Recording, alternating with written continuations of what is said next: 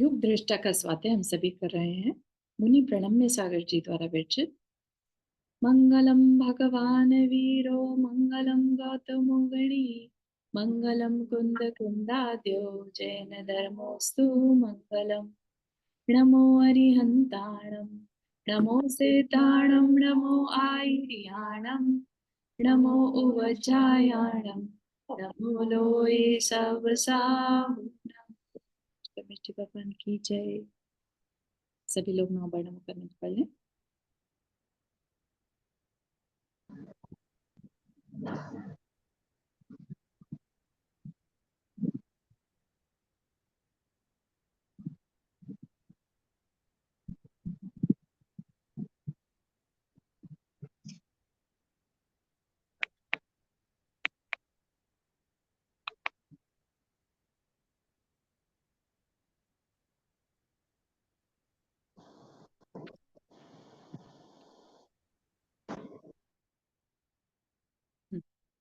तो जो हमारा यहाँ पर विषय चल रहा था, ठीक है, तो जो आर्य और आर्या भोग भूमि से, वहां से अब उन्होंने डिसाइड कर लिया कि बस हो गया, अब हमें समझ में आ गया शरीर अलग है, आत्मा अलग है, अब इससे ज्यादा संसार में भटकने का कोई कारण नहीं।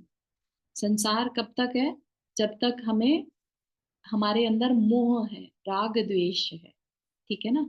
और ये अगर छूट जाए तो हम इस संसार से छूट सकते हैं, राइट। और ये राग द्वेष और मोह कर्म अपने आप से नहीं खत्म करेंगे, हमारा पुरुषार्थ होगा इसमें। तो वो डिसाइड कर लेते हैं पुरुषार्थ करने कि अब हमें पुरुषार्थ करना, ठीक है। तो जो आर्य और आर्या का जीव है, वो वहां से अपनी आयु को पूरी करके स्वर्ग में देव बन जाते हैं। अब वो स्त्री नहीं रहा, ठीक है, वो जीव देव बन गया वहां पर, ठीक है। और उधर जो एक और कहानी पैरेलल में चल रही थी, शतमती मंत्री की। इफ यू रिमेम्बर, राजा महाबल के चार मंत्री थे, है ना। उसमें से एक तो स्वयं बुद्ध मंत्री, जिसने राजा को संबोधन दिया, ठीक है। उसके संबोधन से राजा अपना कल्याण कर पा रहा है, ठीक है। और वो मंत्री क्योंकि सम्यक दृष्टि था, तो वह अपना मुनि दीक्षा लेकर और केवल ज्ञान प्राप्त कर लेते हैं, ठीक है, केवली बन जाते हैं। तो उन्हीं केवली से ये राजा का जीव जो है, वो जब देव की पर्याय में पहुंचता है, तो वह सोचता है कि मैं पूछूं, पता करूं कहाँ है वो मंत्री, बाकी के तीन मंत्री कहाँ है ना। तो पता चलता है दो तो निगोद में चले गए, मतलब एक इंद्रिय बन गए उनके खराब कर्मों की वजह से, जो भी है। और एक जो है इस टाइम नरक में है। तो फिर वो जो राजा महाबल का जीव है, यानी आदिनाथ भगवान का जीव है, उसे लगता है कि मैं भी जाके उसको संबोधन दूं। तो वो नरक में जाकर उस मंत्री को संबोधन देने, और उनके संबोधन से वो समझ भी जाता है। हर नार की समझ जाए ऐसा नहीं, किसी का बहुत ही समय आ जाए कल्याण का, तभी उसके बात समझ में आएगी, ठीक है ना। तो वो राजा को उस मंत्री को समझ में आ जाती है नरक में भी। और उसके बाद वो एक चक्रवर्ती के घर में जन्म लेता है, वो मंत्री, ठीक है। और वो चक्रवर्ती के जब जन्म लेता है, तो ये जो देव का जीव है, यानी आदिनाथ भगवान का पूर्व भाव का जीव है ना, तो वो उसको वहां पर भी संबोधन देने जाते हैं कि तुम अब मनुष्य तो बन गए, चक्रवर्ती के पुत्र बन गए, लेकिन इन सब में रखा क्या है, सब छोड़ दो, ऐसा कह के संबोधन देने जाता है। और वाकई में उनके कहने से वो वैराग्य लेके दीक्षा ले लेता है और अपना कल्याण कर लेता है, ठीक है। अरे वाह, ठीक है। तो वो दीक्षा लेता है और मरण करके उसी स्वर्ग में जिसमें कि वो है, उससे भी बेटर पोजीशन, उसी स्वर्ग में नहीं, उससे भी बेटर स्वर्ग में वो जीव पहुंच जाता है। किसका? शत मंत्री का जीव, ठीक है। अब ये राजा जो देव बना हुआ था, श्रीधर नाम का, है ना, ये जन्म लेता है, इनकी आयु पूरी हो जाती है। और ये नीचे आकर भरत क्षेत्र में ही, विदेह क्षेत्र में, भरत क्षेत्र के विदेह क्षेत्र में, और सुविधि नाम का राजकुमार बनता है, ठीक है। तो वो चर्चा भी चल रही है। तो जो सुविधि की माता है, माता का भाई, ठीक है, चक्रवर्ती, होने वाला है। तो माता को बहुत चिंता रहती है कि ये मेरा बेटा बहुत गंभीर है और पता नहीं मेरी बात ही नहीं सुनता, अकेले में वन में समय बिताता रहता है, तो क्योंकि उसको गंभीरता का मतलब ये नहीं होता कि ये एक होता है गंभीरता जो हमेशा मुंह फुलाए रहे, किसी से बात नहीं कर रहा सीधे मुंह, एक तो वो चीज हो गई बिहेवियर। एक है कि जिसको गंभीर रहना पसंद है, जो गंभीर रहता है ना वो चीजों को ऑब्जर्व करता है, उसके चिंतन चलता रहता है, तभी वो गंभीर है। हर समय हास्य करने वाला ना बहुत ज्यादा बाह्य दृष्टि रखनी पड़ती है उसे। दूसरे की हंसी बनाना या दूसरे को हंसाना बहुत अच्छा नहीं मानते आध्यात्म की दृष्टि से।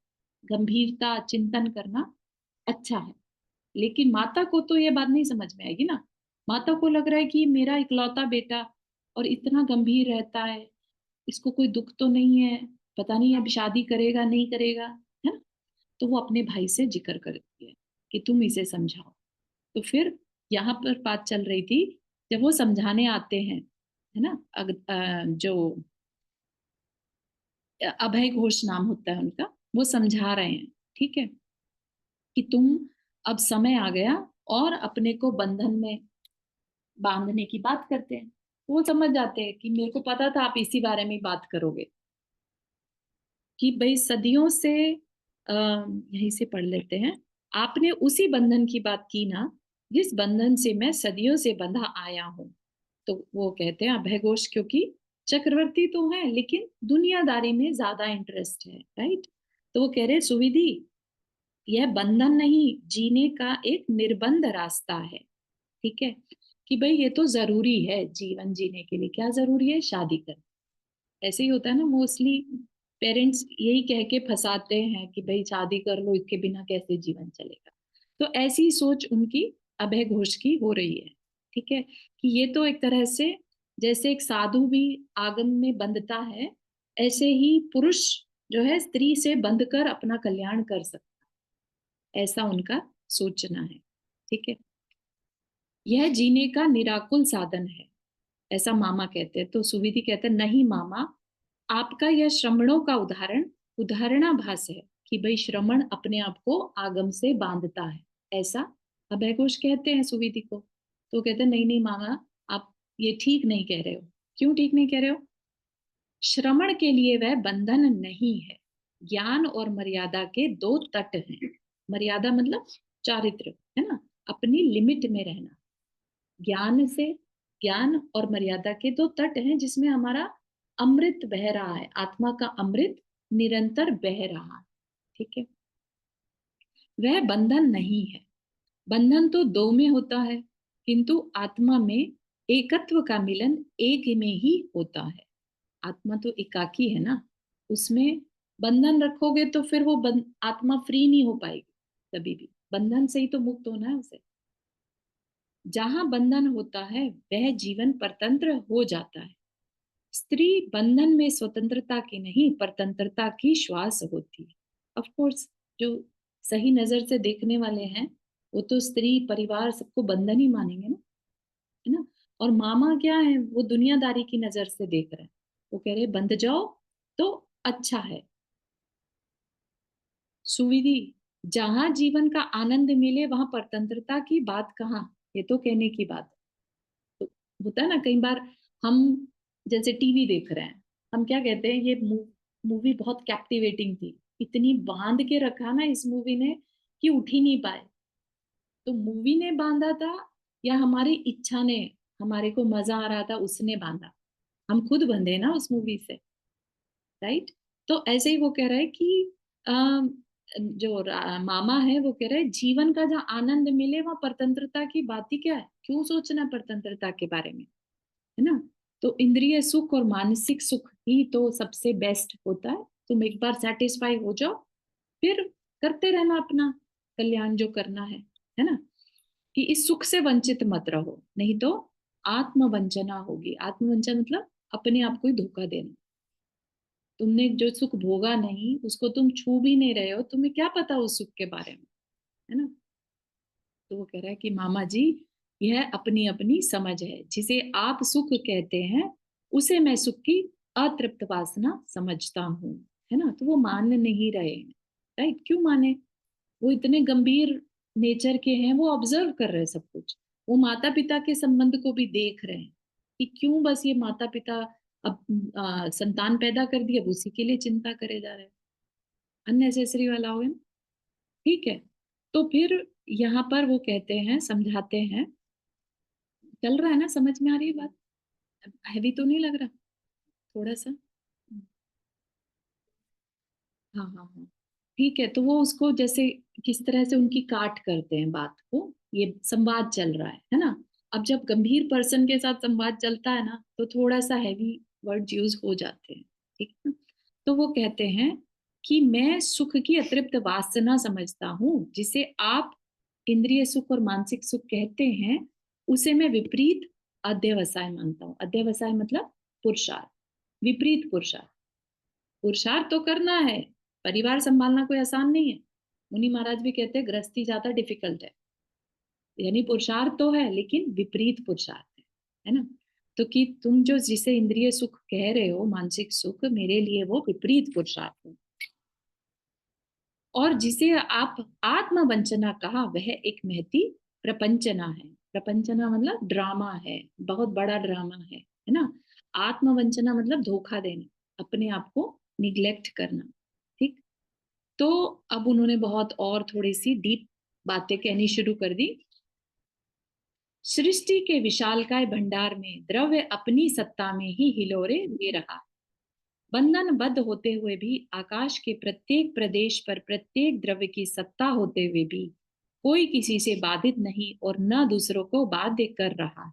मतलब कि हर द्रव्य दूसरे से स्वतंत्र है। ठीक है ना। कोई किसी को नहीं डिस्टर्ब कर सकता। लगता है सुविधि, अभी तुम्हें समझाने का समय नहीं है। होता है ना, कई बार बड़े सोचते हैं ऐसे कि अभी नहीं समझने वाला है, जिस तरह की बातें कर रहा है ना, अभी रहने ही देते इसको समझाना। तो कहता है अभी तुम्हें समझाने का समय नहीं, क्योंकि तुम समय की उछलती कणिकाओं को पकड़ने का एक विफल प्रयास कर रहे। क्या कहना चाह रहे हैं यहाँ पर? मामा कह रहे हैं कि तुम समय को पकड़ना चाह रहे हो, अपने हिसाब से चलाना चाह रहे हो, कि मैं अभी रेडी नहीं हूं तो मुझे नहीं करना है। ठीक है ना। तो उस पे सुविधि कहते हैं, नहीं मामा जी, समय कहीं नहीं गया, वह यही है। मैं समय को पकड़ना नहीं चाह रहा हूँ, है ना। सदा सदा से समय तो यहीं पर है। किसी का समय कोई पकड़ पाया क्या आज तक? समय, समय हमेशा चलता ही रहता है, राइट। उसको उसका विनाश त्रिकाल में कहीं भी संभव नहीं। पांच द्रव्यों का वह अस्तिकाय ही समय है। तो इसको हम यहाँ पर एक्सप्लेन नहीं कर रहे हैं, क्योंकि ये द्रव्य नियोग का एक्सप्लेनेशन हो जाएगा, विषय अलग चला जाएगा। ठीक है। आत्मा का प्रतिक्षण वर्तन ही समय है। मतलब कि हमारी आत्मा जो है, हर समय नई नई पर्याय धारण कर रही है। कभी गुस्से वाली, कभी शांत, कभी सुख, कभी मान, कभी कचाय, अलग अलग इमोशंस। तो अलग अलग वर्तन, वर्तन मतलब चेंजेस। ठीक है। तो वो चेंजेस समय के साथ हो रहे हैं, है ना। एक सेकंड पहले हमारे जो भाव थे, वो एक सेकंड बाद नहीं है। ये सब भी क्या है? हम ये बात कह पाते हैं, आत्मा का परिवर्तन हो रहा है, राइट। तो वो परिवर्तन करने वाला कौन? समय। समय के कारण ही हम परिवर्तन की बात करते हैं। ठीक। पर से अस्पृष्ट और असंबद्ध अनुभूति ही समय है, उसको पकड़ना नहीं। पकड़ा तो उसे जाता है जो कहीं दूर जाने को, जिसके पुनर्मिलन की कोई गुंजाइश ना हो, जिसकी पुनः प्राप्ति में भय हो या निराशा। ठीक। कि किसी से पकड़ा नहीं जा सकता, समय को कोई पकड़ नहीं सकता। समय अनादिकाल से चलता आया और अनंत काल तक चलता ही रहे। ठीक है ना। ये बात सबको समझ में आ रही है? तो वो कहता है मैं समय की उछलन में उछलना नहीं चाहता। शायद इसीलिए उछलते हुए कण को पकड़ने का यह प्रयास आपको बेईमानी सा लगता है। मैं जो अभी बात कह रहा हूं कि समय नहीं आया, आपको ऐसा लग रहा है कि मैं अपने साथ खिलवाड़ कर रहा हूँ। वो रेडी नहीं होता ना किसी भी तरीके से, तो वो अपने को बेईमानी नहीं कर रहा है, लेकिन उसकी समझ है। तो वो कहता है मामा जी, मैं सदा यह भावना रखता हूँ कि वह समय आए जब आपकी अतृप्त इच्छाएं पूर्ण हो। उनकी क्या अतृप्त इच्छा है? कि मेरा भांजा शादी के लिए हाँ कर दे। मैं भावना माता हूँ कि ऐसा समय आए जब आपकी इच्छा पूर्ण हो, अभी समय नहीं आया।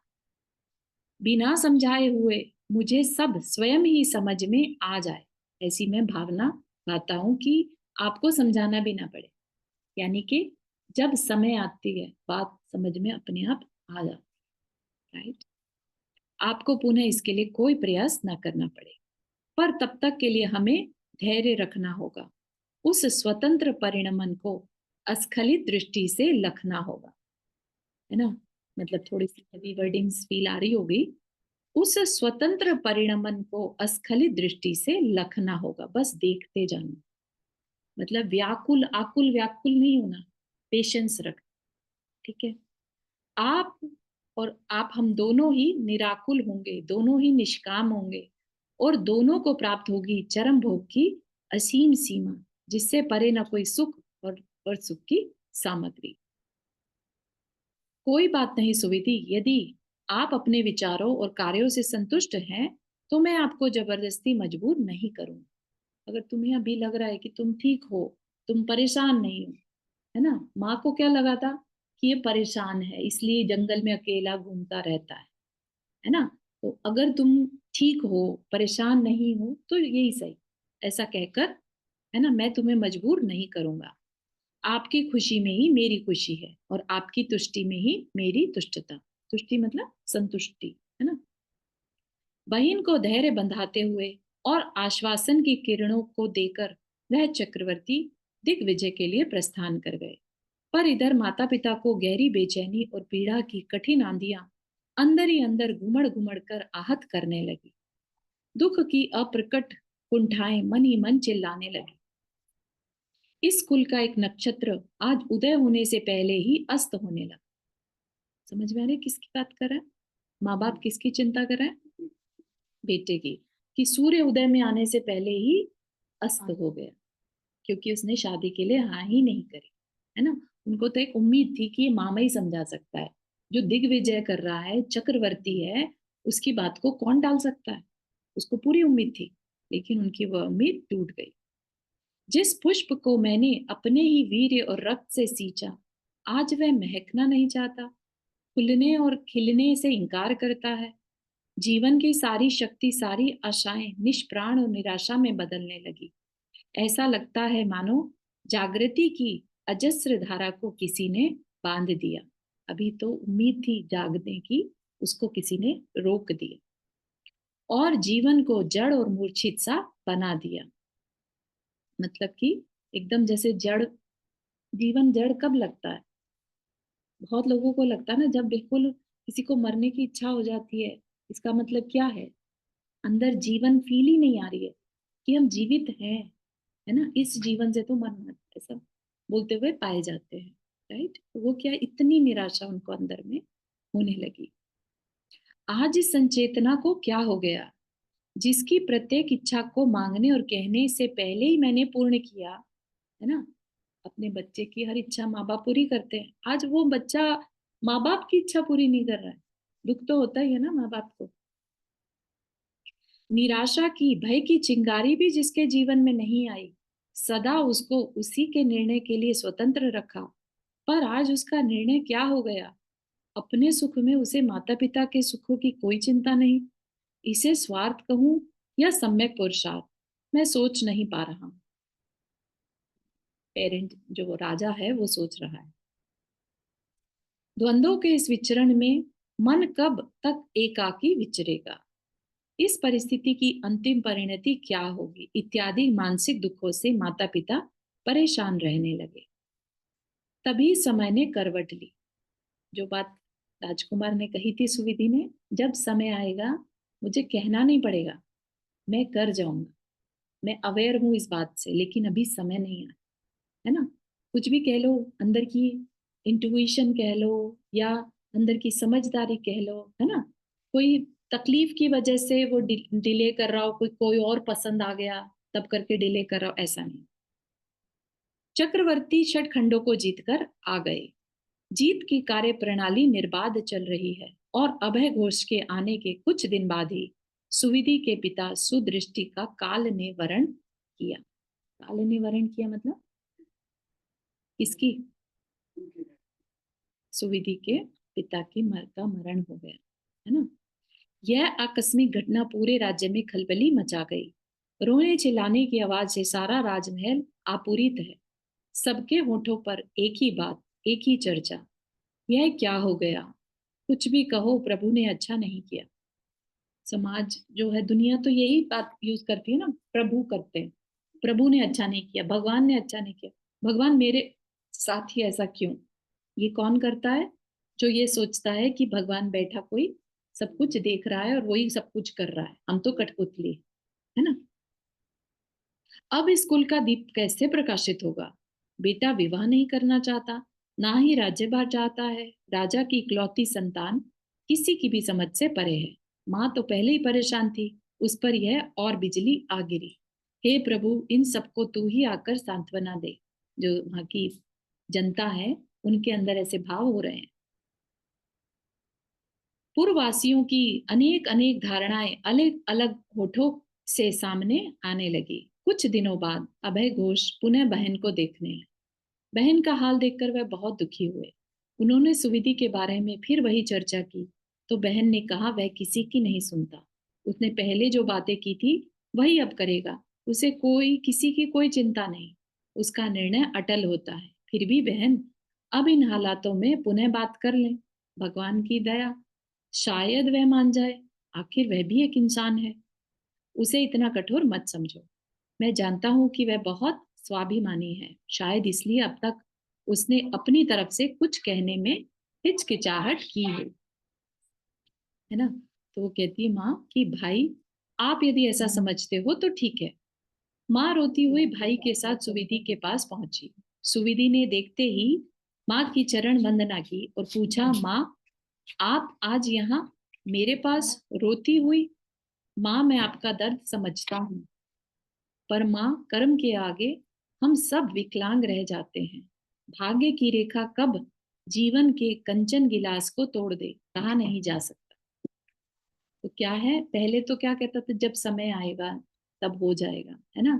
तो उसने कभी ऐसी बात करी नहीं कि ये कर्म कर रहा है ना, कि कर्म के आगे हम सब विकलांग से रह जाते हैं। जो कर्म को मानता है वो व्यवहार को मानता है ना। और व्यवहार में जो जरूरी है वो सब करना पड़ता है, राइट। तो एक राजा है तो राजा को राजा का कर्तव्य करना है ना। कर्म से वो राजा बन गया, राइट। अब उसे राजा के कर्तव्यों को पूरा करना। कर्म से माँ बाप बने तो राजा अब माँ बाप का कर्तव्य पूरा करना है, ठीक है ना। बेटा, आज पहली बार तेरे मुंह से इतने लचीले वचन सुन रही हूँ। आज पहली बार तुझसे कर्म और भाग्य की बात सुन रही हूँ। तेरा भाग्य तो तेरे हाथ में था, आज ये कर्म की बात मुख पे कैसे आ गई? नहीं माँ, नहीं, अपने बेटे को इतना कठोर मत समझो। तेरा पुत्र अनेकांत को पहचानता है। अनेकांत मतलब डिफरेंट डिफरेंट पर्सपेक्टिव से बात को देखना। तब पर्सपेक्टिव डिफरेंट था, तब मेरे ऊपर कोई रिस्पॉन्सिबिलिटी नहीं थी, है ना। राजा था, सिर पे राजा बैठा है तो युवराज को क्यों दिक्कत हो, राइट। भाग्य और पुरुषार्थ का विभाजन उसकी बुद्धि में समयोजित विभाजन है। अनेकांत के अमृत प्याले में सबको जीवन दान मिलता है। वहां भय, तृष्णा, अनहोनी, निराशा जैसी कोई चीज नहीं है। मतलब कि भय, तृष्णा, अनहोनी, निराशा जैसी कोई चीज नहीं है। मतलब क्या इसका? भय कब होता है? जब हम एक पर्सपेक्टिव से चीज को देख रहे होते हैं, अरे ये चला गया तो हमारा क्या होगा, ये भय है ना। लेकिन अगर हम उसी को डिफरेंट दृष्टि से देख लें कि सब अपनी अपनी आयु लेकर आए थे, सबको एक दिन जाना है, वो भी एक दृष्टि है। अब हम उस दृष्टि से देखें तो अब हमें डर नहीं लगेगा, हो गया ना। तो अनेकांतवाद में कभी भी भय, तृष्णा, तृष्णा मतलब मांगते रहना, ये मिल जाए वो मिल जाए, है ना। अनहोनी, अनहोनी जैसी कोई चीज नहीं, कोइंसिडेंस, है ना। अनएक्सपेक्टेड कुछ नहीं होता, सब कुछ सिंक्रोनिसिटी में अपने आप हो रहा होता है, अलग अलग दृष्टि है देखने की। उसके अमृत प्याले में सबको जीवन दान मिलता है ना। ऐसी कोई चीज नहीं जहां भय तृष्णा अनहोनी निराशा जैसी चीज हो। माँ, यदि यह बात है बेटा, तो फिर मैं दुखी क्यों, मैं निराश क्यों? दुनिया में दीपावली है और राजमहल में अंधेरा।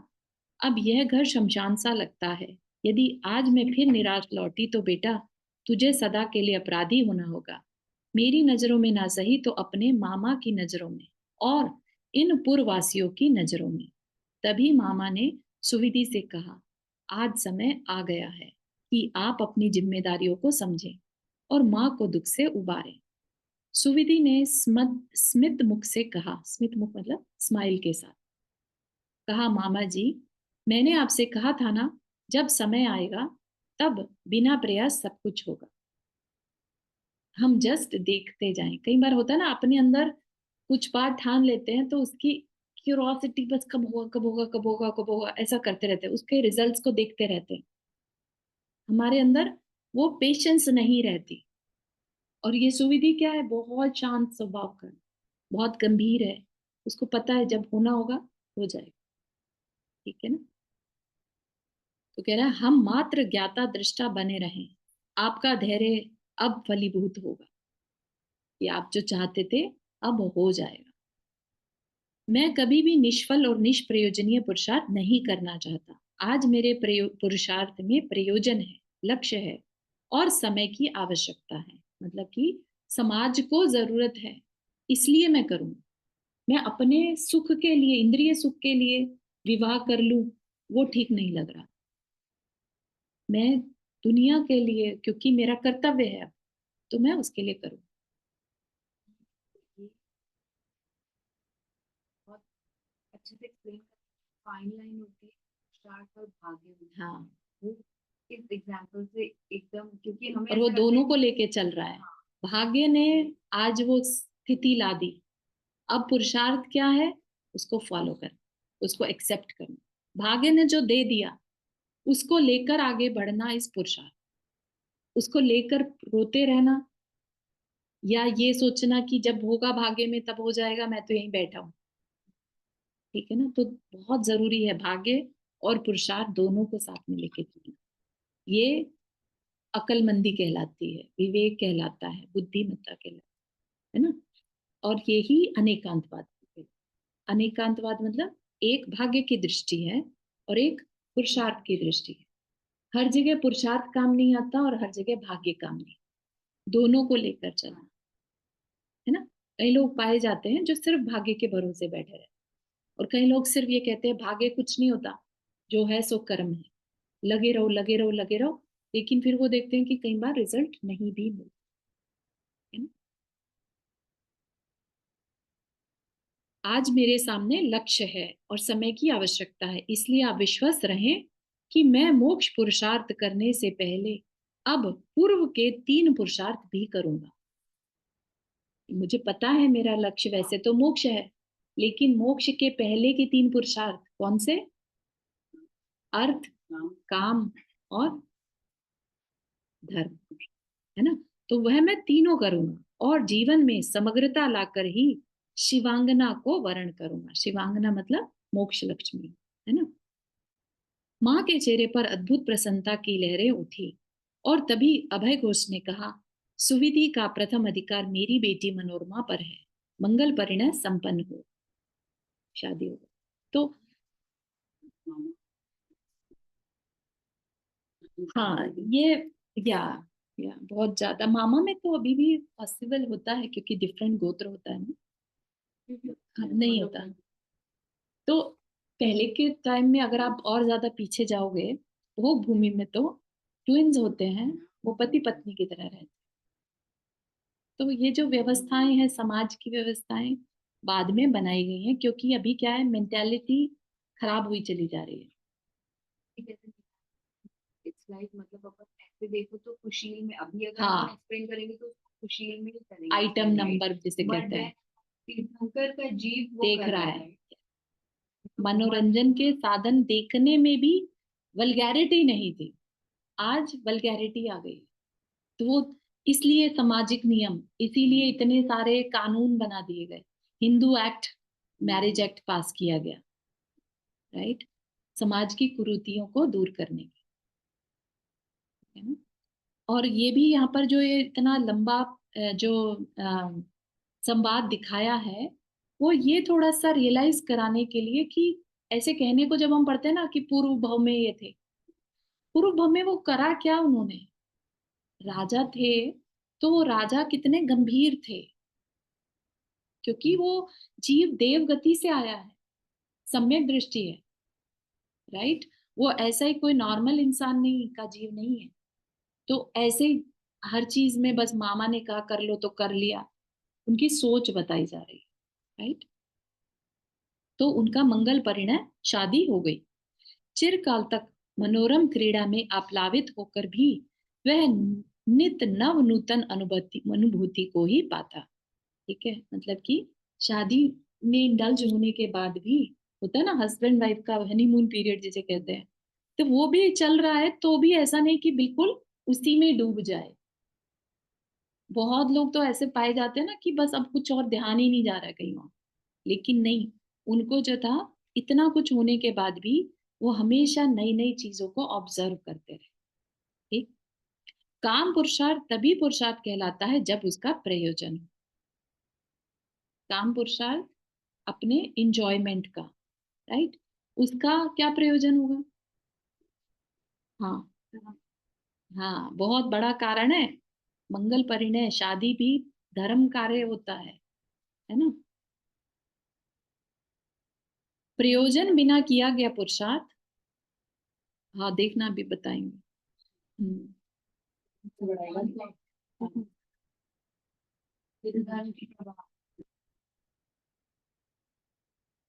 काम पुरुषार्थ तभी पुरुषार्थ कहलाता है जब उसका प्रयोजन हो। प्रयोजन बिना किया गया पुरुषार्थ पुरुषार्थ नहीं, नपुंसकता है, वासना है। एक कुल दीपक की प्राप्ति हो जो स्वयं धर्म पथ पर अग्रसर हो और दूसरों को भी करे, इस भाव से संतति को पैदा करना। बस करके और करियर पैसा कमाओ, वो बहुत अपनी अपने शास्त्र के अकॉर्डिंगली नहीं है। आज धर्म वृद्धि,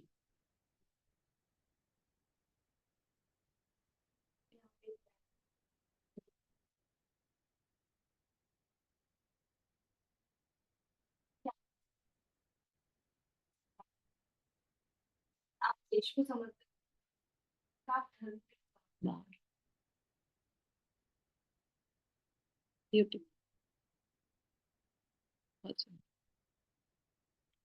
ठीक है। तो ऐसी संतति कुल दीपक जो धर्म पथ पर अग्रसर हो और दूसरों को भी करे, इस भावना से किया गया पुरुषार्थ पाप नहीं धर्म, और इसी प्रयोजन से अर्जित किया अर्थ भी धर्मार्थ है। यही प्रयोजन से भी धर्म भी, अर्थ भी क्यों कमाना, कि आगे दूसरे के काम आ सके, धर्म की प्रभावना हो सके उस पैसे से। पापार्थ या कामार्थ नहीं। इसलिए गृहस्थों को ये तीन पुरुषार्थ धर्ममय बना देते हैं। गृहस्थ धर्म और मुनि धर्म, इन दोनों धर्मों का उपदेश सदा से चला आ रहा है। कुछ ही दिनों बाद सुविधि को सम्यक पुरुषार्थ की फल श्रुति हुई, और वह श्रीमती का जीव सम्यक दृष्टि होकर जो स्वयं प्रभ देव बना था, वह च्युत होकर वहां से अपनी आयु पूरी करके मनोरमा के गर्भ में आ गया। देखो कहां से कहानी शुरू। वापस रिपीट। ललितांग देव की देवी थी एक, उसके बाद वो दोनों राजा रानी बने, राजा रानी मर के आर्य आर्या हुए, फिर संबोधन मिला तो उनने अपना स्त्री पर्याय छोड़ने का मन बना लिया। ठीक है ना, कि अब मुझे और नहीं बटा, तो देव बन गया। वहां देव आयु पूरी करके अब इस राजा सुविधि के पत्नी मनोरमा के गर्भ में उनका पुत्र बन के जन्म लिया, पुत्र बन के स्त्री पर्याय छोड़ छोड़ दिया। ठीक है ना, यह है संस्कृति का खेल। पूर्व भव में जो पत्नी थी, आज वह पुत्र बन गई। अपनी भी यही कहानियां हैं, वो अपने को याद नहीं रहती, तो अपन इतने उस प्रेजेंट जीवन में इतने इंडल्ज हो जाते हैं कि कुछ याद भी नहीं रहता, और जो रिश्ते हैं ना, उन्हीं को हम अपना सब कुछ समझकर और कर्म संसार बढ़ाते चले जाते हैं, है ना। ये पूर्व भव में हमारे साथ हो सकता है, रहकर आया हो, कभी कुछ भी हो सकता है ना।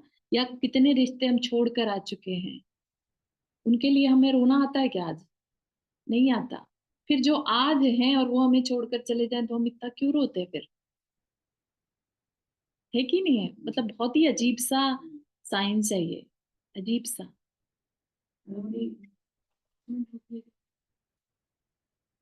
स्वार्थ के लिए ही रोता है बेसिकली। अटैचमेंट तो हमने उनसे भी की थी, पिछले वालों से, है ना। स्वार्थ है कि अब मेरा क्या होगा, वो चले गए तो मेरा क्या होगा।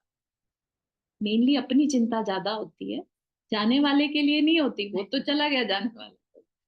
राइट, अपनी चिंता में इंसान रोता है। तो ये जो अपनी चिंता भी किस बात की, अपने राग द्वेष, मेरी इच्छाओं को कौन पूरा करेगा, है कि नहीं। अपने कंफर्ट जोन से हमें बाहर आना पड़ेगा, तो वो हमें अच्छा नहीं लगता।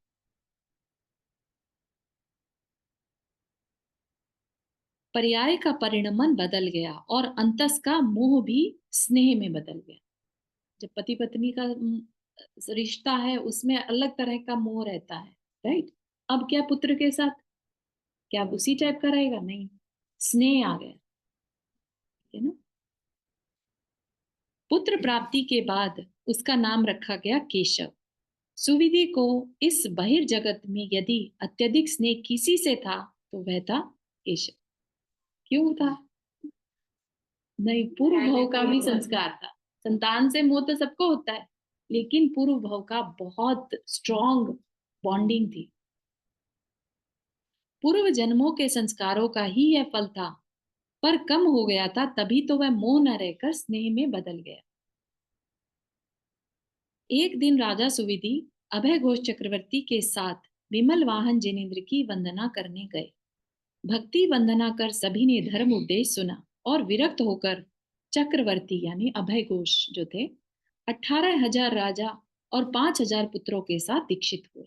वे सब मुनि एक साथ बैठे हुए ऐसे शोभायमान हो रहे थे, मानो एकत्रित हुए मुनि गुण गण मुकुट ही हो। 18,000 मुनि एक साथ बैठे हुए कहीं दिख जाए, क्या ही वहां का सीन होता होगा। राजा सुविधि ने भी सभी मुनिगण के चरण कमलों की वंदना की, भक्ति की, और तभी अपने मनोभावों को पढ़ा। राजा सुविधि आत्मज्ञानी थे। आत्मज्ञान का अर्थ मात्र इतना ही नहीं कि आत्मा के गुणों का ज्ञान हो या आत्मा के अस्तित्व का, प्रत्यु आत्मज्ञान का अर्थ है आत्म भावों का सम्यक निरीक्षण। मतलब कि आत्म आत्म भाव, आत्मज्ञानी किसे कहेंगे? आत्मा का ज्ञान हो जिसे, क्या सिर्फ उसे आत्मज्ञानी कहेंगे? या मेरे आत्मा के क्या भाव है, इस समय क्या चाहती है आत्मा, ठीक है, तो वह भी आत्मज्ञानी कहलाएगा, है ना। शरीर क्या चाहता है, उसको आत्मज्ञानी नहीं कहेंगे। आत्मा क्या चाहती है, उसको आत्मज्ञानी कहेंगे, है ना। वह आत्मभाव मोह की परिणतियों को भी ठीक ठीक जानता है, कि क्या इच्छा मेरे शरीर की तरफ से आ रही है और क्या इच्छा मेरे आत्मा की है ना। तो ये भी वो जानता है। शरीर बल का सम्यक परिज्ञान भी आत्मज्ञान है। मतलब कि शरीर में कितनी शक्ति है, यह आत्मा जानती है, आत्मज्ञान ज्ञानी जानता है। किसी भी परिस्थिति में उतावली नहीं करना आत्मज्ञान है। अपनी शक्ति और वीर्य का सही प्रयोग सही दिशा में करना आत्मज्ञान है। मतलब कि अपनी शक्ति और वीर्य, वीर्य होता है साहस, शक्ति और साहस, है ना, उसका सही डायरेक्शन में यूज करना किसको पता है? आत्मज्ञानी। क्योंकि जिसने आत्मा को जान लिया, अब वो क्या करेगा? भूल जाएगा उसे, दिन भर में राग रंग में ही लगा रहेगा। या जिसे पता है कि मुझसे इंपॉर्टेंट भी, शरीर से इंपॉर्टेंट भी कुछ है, तो उसके लिए मैं कुछ करूं, ठीक है ना। तो इसलिए उसे आत्मज्ञानी कहा, नॉलेजेबल पर्सन। जो नॉलेजेबल पर्सन है, वो सिर्फ शरीर की देखरेख नहीं करता, शरीर तो उपकरण की तरह है ना।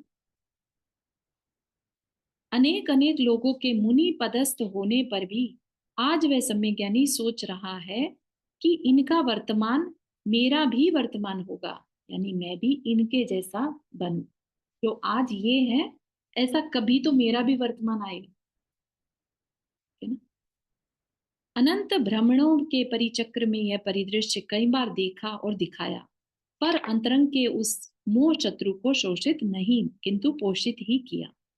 अनेक बार इस पवित्र भेष को धारण करके भी पूर्णतः सफल नहीं हुआ। आज भी केशव के प्रति स्नेह का किंचित विकल्प बाकी। परिवार से अंदर से मोह है तो वैराग्य नहीं आ पा रहा। क्या वो वैराग्य उन्होंने इसी भाव में लेना था?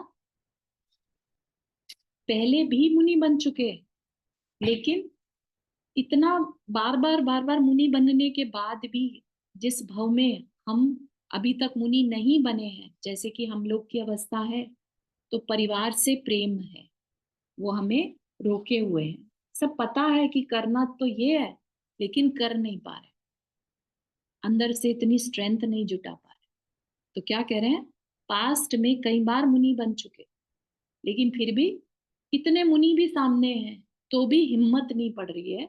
क्यों क्यों नहीं पड़ रही है? क्योंकि केशव से अभी स्नेह है, और स्नेह क्योंकि गाढ़ा था, पास्ट से आ रहा था, राइट। ऐसा अनेक बार इस पवित्र भेष को धारण करके भी पूर्णतः सफल नहीं हुआ। तोड़ूंगा इस बंधन को भी, मूल से उखाड़ूंगा। अब इस जीवन का प्रतिक्षण किया गया पुरुषार्थ समीचीन होगा। दूसरों को लुभावने और लोभित होने से यह आत्मा अब अभिभूत नहीं होगा।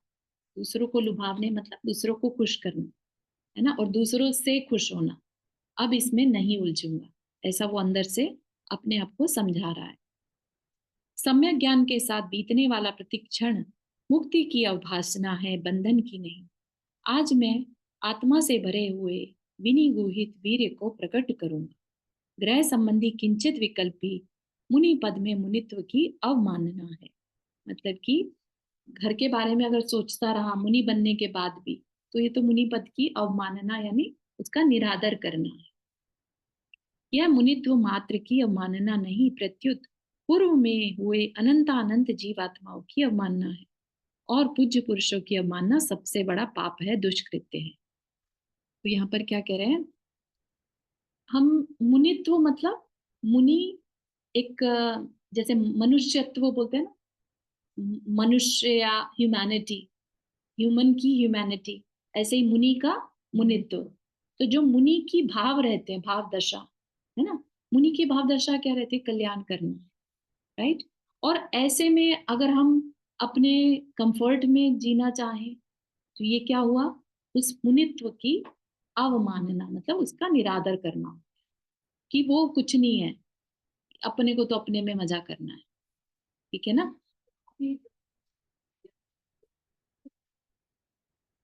से बना नहीं पा रहे हैं, हाँ लेकिन वो पैरेलली पुलिस के आदर भी कर रहे हैं कि उसके बिल्कुल, लिए मेरे को अपने आप को पहले कर। बहुत ज्यादा कठिन परिस्थिति है, लेकिन क्योंकि वो शुरू से गंभीर रहे, है ना, सोचा उन्होंने, और भाग्य और पुरुषार्थ दोनों को साथ लेकर चल रहे हैं। भाग्य से वो केशव मिला, भाग्य से वो पुत्र है आज। अब पुरुषार्थ क्या है, सामने मुनि बैठे हैं, संस्कार भी हैं, तो क्यों नहीं वो कर जाऊं, है ना।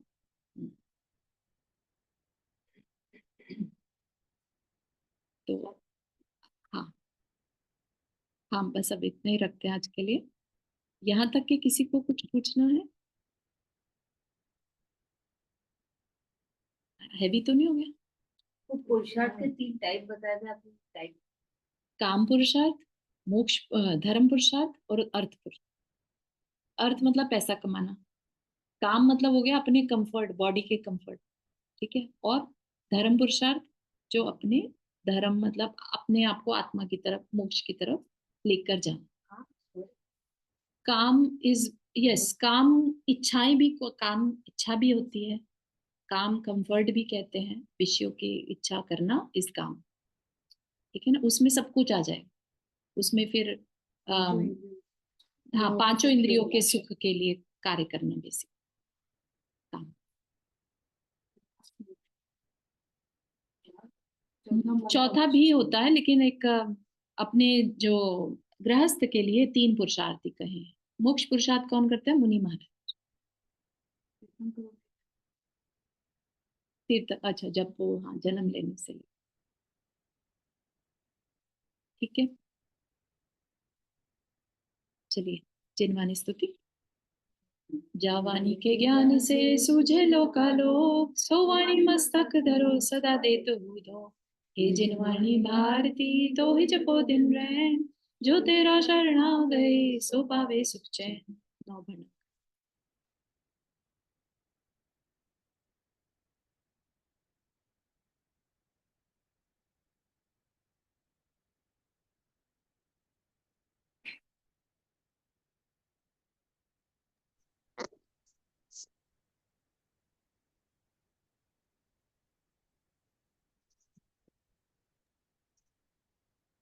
जय जिनेन्द्र।